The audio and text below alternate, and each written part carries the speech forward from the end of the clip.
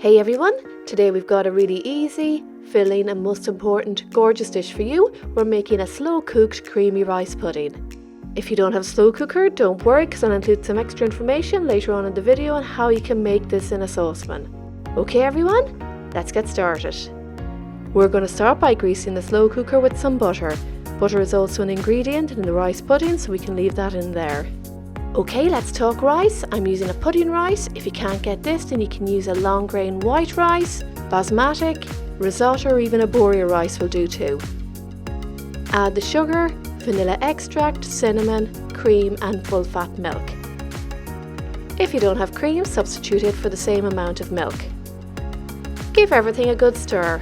Now I just want to mention two products which are fab in rice pudding. One is condensed milk and the other is evaporated milk.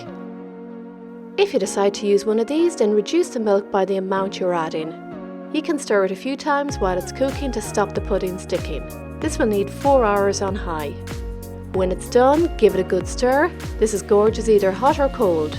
Alright, so if you don't have a slow cook and you want to cook this in a saucepan, all you have to do is combine all the ingredients together, bring it to a gentle simmer and cook on a low heat for about 50 minutes.